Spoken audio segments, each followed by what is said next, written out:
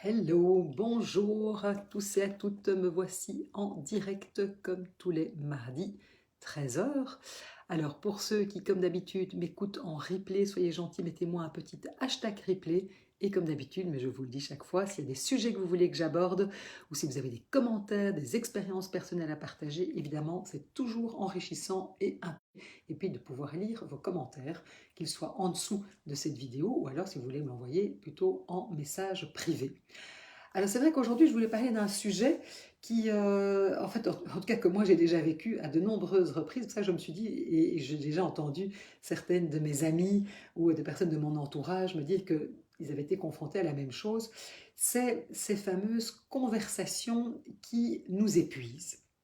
Je ne sais pas si ça vous est déjà arrivé, moi en tout cas, alors, excusez-moi, je vois que mon Wi-Fi fait des siennes, donc c'est reparti. Donc, je disais, donc, ces conversations qui nous épuisent, on ressort, mais complètement vidé d'une conversation, d'une interaction qu'on a avec un ami, une amie, ça peut être un enfant, ça peut être nos parents, etc. Et c'est comme si on avait été littéralement absorbé de toute notre énergie.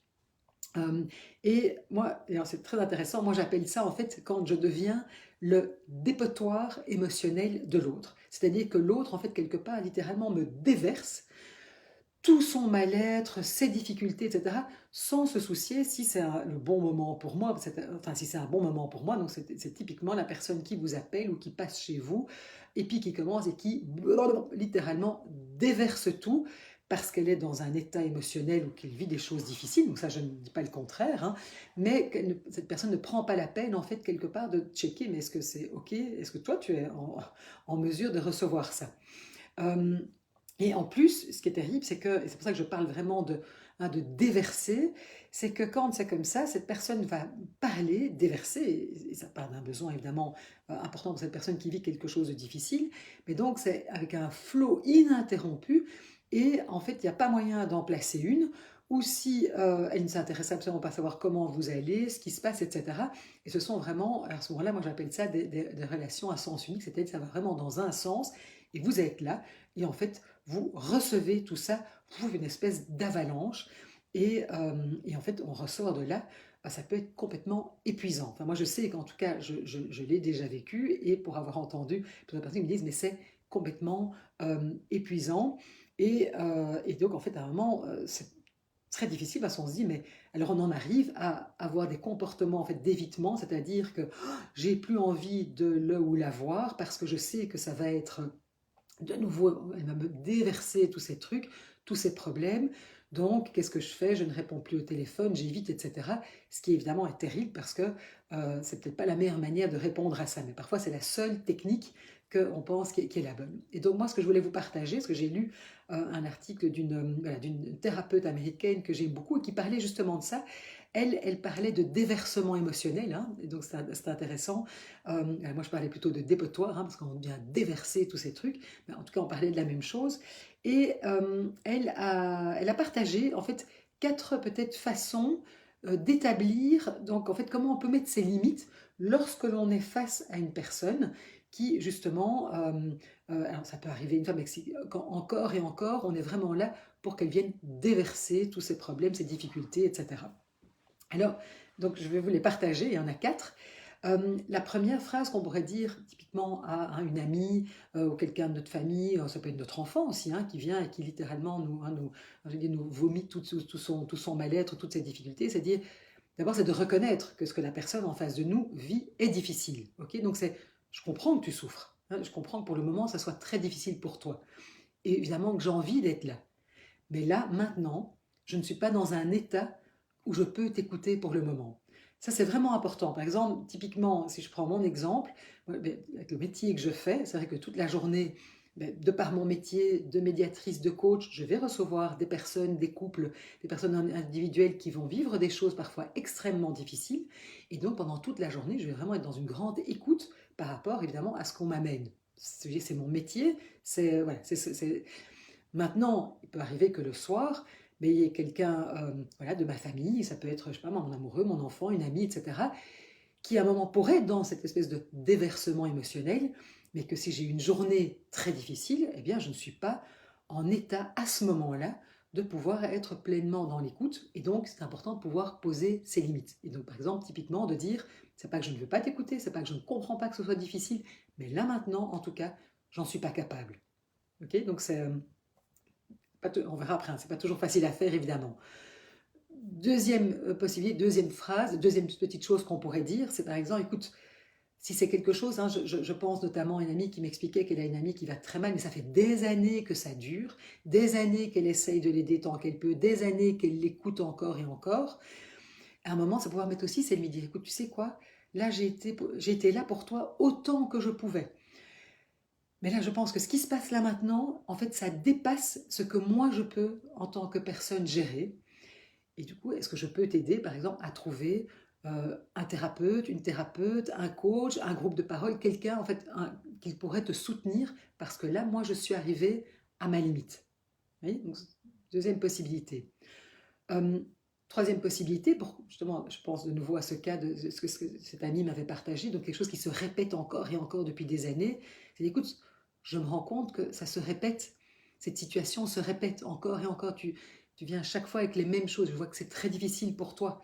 Euh, mais est-ce que tu es intéressé de trouver des solutions et qu'éventuellement je pourrais t'aider avec ça? Parce qu'en fait, souvent ce qui se passe quand on est face à quelqu'un qui est vraiment dans ce déversement, hein, dans ce déversement émotionnel, c'est que elle, en fait, enfin la personne, elle vous déverse tout, elle se libère du truc, vous encaissez tout ça, mais en fait, elle n'est pas spécialement à la recherche de solutions. Mais donc, ça peut être terriblement frustrant pour la personne qui écoute, et elle peut se sentir dans un grand sentiment d'impuissance, et en plus, ça se répète encore et encore, parfois ça peut même durer des années, et donc là, comment, à un moment, mettre ses limites? Donc, hein, ça peut être une manière aussi de dire, mais est-ce qu'en fait tu veux des solutions, mais c'est juste déverser. Et là, maintenant, si c'est juste déverser, ben, de pouvoir mettre ses limites en disant, écoute, là, moi, aujourd'hui ou maintenant, c'est pas possible. Et qu'est-ce que tu pourrais mettre d'autre en place? Ça peut aussi être, hein, voilà, en ce moment, j'ai beaucoup de choses à gérer parce qu'on a aussi nos vies. Et c'est vrai que même si on a été là beaucoup pour voilà, un parent, une amie, un enfant en souffrance, il y a des moments dans notre vie, et ça c'est important de se respecter, où on est moins disponible. Parce que soi-même, peut-être qu'on vit des choses qui peuvent être difficiles, où on peut être dans un état de fatigue. Enfin voilà, c'est tout à fait. Donc c'est aussi important de bien se rendre compte de où on en est nous aujourd'hui. Il lui dit, écoute là, moi j'ai beaucoup de choses à gérer. Pour le moment, je ne peux pas t'aider comme je le voudrais parce que moi j'ai aussi besoin de temps pour recharger mes batteries. Et ensuite, on pourra en reparler. Vous voyez, donc ce sont toutes des manières, si vous voulez, quelque part, de mettre ses limites tout en ne niant pas, évidemment, la difficulté que la personne qui est en face de nous a. Hein, donc ça, c'est vraiment vrai. Alors évidemment que c'est pas facile. Et évidemment qu'on se sent terriblement coupable. Et on se dit, mais est-ce que je suis égoïste si je mets mes limites? Est-ce que je suis une mauvaise personne? Parce que c'est sûr qu'on a tous besoin, évidemment, d'être reconnu, d'être validé, d'être aimé. On a envie d'être apprécié.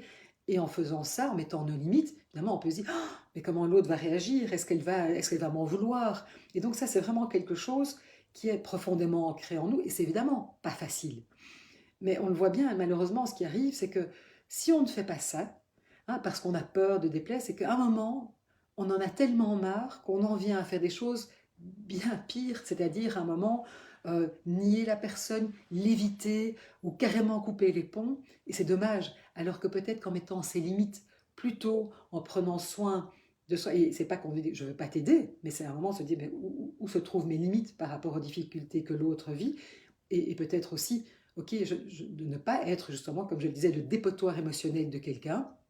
Eh bien, c'est important donc aussi de protéger notre énergie, parce que si on ne le fait pas, il n'y a personne d'autre qui le fera à notre place.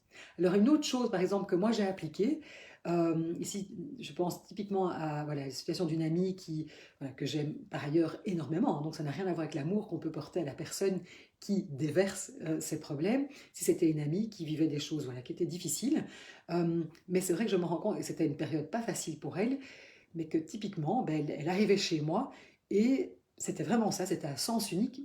Elle me déversait tous ces problèmes et ça pouvait durer très longtemps. C'est-à-dire qu'elle débarquait et elle pouvait s'incruster, là, littéralement, pendant 1 heure, 2 heures, 3 heures, 4 heures. Et moi, je ressortais de là, mais complètement épuisée. Et à un moment, je me suis dit, mais moi, voilà, aider les autres fait partie de mes valeurs. Je ne fais pas le métier que je fais pour rien. Et en même temps, c'était comment prendre soin de mon énergie. Et par exemple, avec elle, j'ai trouvé quelque chose, moi, qui m'a vachement aidée. Je me suis dit, mais au fond, moi, ce qu'il y a, c'est que c'était très difficile pour moi avec elle, c'était le fait que ça dure longtemps. C'est-à-dire que ça me prenait toute une après-midi, ou parfois même toute une journée. Parce que parfois, et je me suis dit, ben, en fait, là, je vais le limiter dans le temps. Parce que moi, je sais que je peux être, voilà, j'ai une capacité d'écoute assez importante, mais je sais qu'à un moment, j'ai besoin aussi de pouvoir recharger mes batteries. Et donc, ce que j'ai fait, par exemple, avec elle, c'était lui proposer qu'on se donne rendez-vous en forêt. Et je donnais rendez-vous à une certaine heure. Je savais que voilà, j'avais un tour qui durait plus ou moins, hein, voilà, 1 heure et demie. Enfin, j'avais mis un timing. Et puis, je sais qu'après, je repartais, et elle aussi. Et en plus, moi, le fait d'être dans la nature, ça me permettait d'abord d'être connecté à quelque chose qui me fait du bien et qui m'apaise.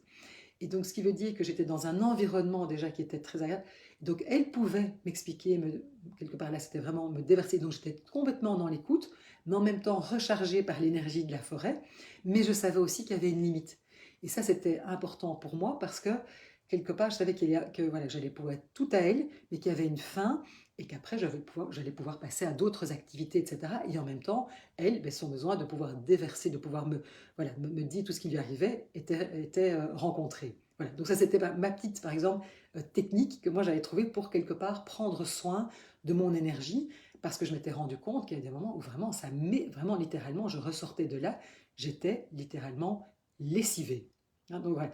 Donc, faites attention, soyez attentifs, regardez un petit peu voilà, dans vos relations, dire quelles sont les relations qui me donnent de l'énergie, quelles sont les relations qui me prennent de l'énergie, sachant que, évidemment, si la question n'est pas de devenir égoïste, hein, ou de s'occuper que de soi, mais c'est quand même être très attentif et pouvoir, quand même, à un certain moment, mettre ses limites et de pouvoir dire que là, je n'en suis pas. Enfin, c'est vraiment important, hein, de revenir à soi, de se dire est-ce que je suis en capacité d'écouter cette personne-là pour le moment, hein, surtout si c'est des choses qui se répètent, parce qu'on voit bien qu'on a dans nos amitiés, dans notre famille, peut-être même avec nos enfants, on peut avoir un de nos enfants qui a ce type de profil, hein, qui sont des personnes qui sont très émotionnelles et qui littéralement voilà, déverse, je ne peux pas le dire autrement. Hein, et donc, c'est pour ça que moi j'aime bien l'image du dépotoir émotionnel, c'est-à-dire que c'est vraiment le truc comme si on venait vider, hein, toutes ces poubelles émotionnelles et qu'on est le récipient, le réceptacle de ça. Et en fait, on n'est pas, je veux dire, on peut poser ses limites par rapport à ça et prendre soin de notre énergie. Voilà, dites-moi ce que vous en pensez, si vous avez déjà été confronté à ça, hein, par rapport à ce que je vous ai partagé, hein, les 4 peut-être phrases que vous pourriez dire à ce moment-là pour justement mettre vos limites. Est-ce que vous vous sentez capable de les dire? Est-ce que c'est difficile?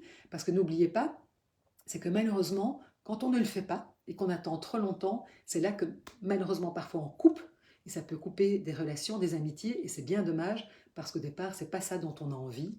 Hein, donc, ce serait peut-être dommage d'aller jusque-là, hein, la goutte qui fait déborder le vase, et peut-être apprendre à pouvoir mettre nos limites en se respectant et en respectant l'autre beaucoup plus rapidement.